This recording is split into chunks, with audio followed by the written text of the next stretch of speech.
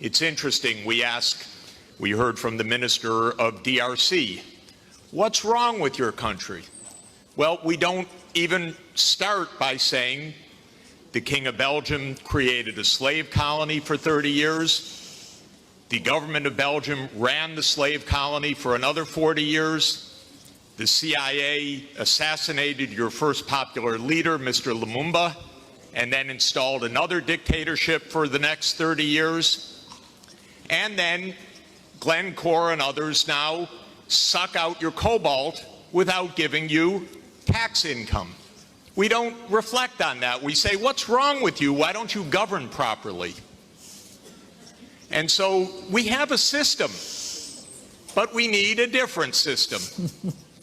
We cannot turn this over to the private sector. We already did about 100 years ago. Not only to the private sector with the U.S. military behind it, with the defense of these property rights in the Minister of Honduras's country, where United Fruit ran the country for a long time. And their attorney was the foreign minister of the United States, Secretary Dulles, and his brother was the head of the CIA and overthrew the next door neighbor, Mr. Arbenz, to make sure that United Fruit could have its property. So we have a system, but we need a different system. And the different system has to be based on principles of human dignity in the Universal Declaration, principles of sovereignty, principles of economic rights, because these are not nice things to do.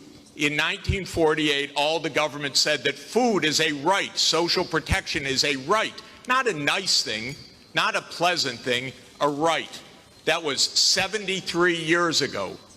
The SDGs are nothing more than our generation's attempt to honor the Universal Declaration of Human Rights. I come from a country that not only doesn't care about the world's poor, it doesn't even care about its own poor. 1 in 7 Americans is hungry right now, and they don't care. I mean, the poor people care, but one political party, all it cares about is cutting taxes for the rich and filibustering any solution. So we're in a world that's really tough. The private sector is not going to solve this problem. I'm sorry to say to all of the private sector leaders, behave, pay your taxes, follow the rules. That's what you should do.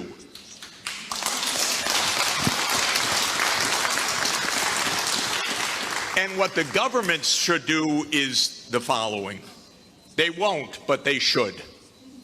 First, the G20 should become the G21 by inviting systemically the chairperson of the African Union and the African Union to be the 21st country. The European Union is a member of the G20 as the EU. If you add the AU as the 21st for the G21, you add 1.4 billion people to representation at that crucial event. That will change decisively the discussion, because 1.4 billion people are not at the table for finance right now, and they need to be. So my first recommendation is the G21. I love the G20. Add one seat, 1.4 billion people with the AU represented. Second, we need an order of magnitude change of development finance. The rich countries just borrowed $17 trillion for COVID. The poor countries, nothing.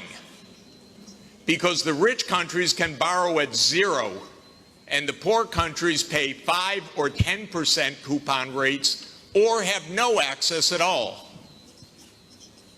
So the world exposed its grotesque inequality this past year and a half. Rich countries didn't say, we tighten our belts, why don't you? My country spent $7 trillion of emergency funding, not one penny for anybody else, by the way. $7 trillion, it didn't even cross the imagination of the U.S. Congress to include a few crumbs for the rest of the world. but the poor countries cannot borrow. That's what we should have heard from the World Bank. I didn't hear that from the World Bank. I didn't hear real numbers. Real numbers are in trillions right now because the world economy is 100 trillion a year. But we don't talk about real numbers. But my job, all I know in this world is long division. Divide by 100 trillion and then see whether you're talking about something real or not. By the way, for COVID vaccines, what we really need is for the United States to sit down with China, with Russia, with the European Union and the UK one day around the table and allocate these vaccines rather than hoarding them. That's all it would take. The final thing is we need the UN as the core and central institution of this world, period. Because this is the only way we're going to have a civilized world is a strong UN. And it cannot be that the whole UN budget is less than my neighborhood's budget in New York. The UN core budget this year is $3 billion. New York City's budget is $100 billion. And then we say, why don't things work well? Because the rich are hoarding everything. Final point, rather than our 3 billionaires going in space, well, they could go into space and stay there and leave their money behind. That would be one idea. But another idea is we have 2,775 billionaires on the current list.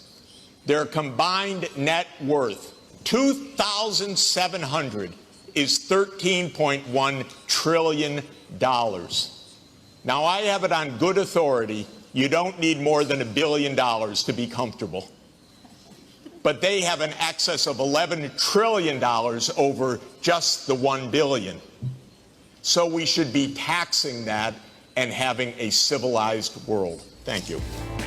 Jeffrey Sachs. This was Jeffrey Sachs setting the tone.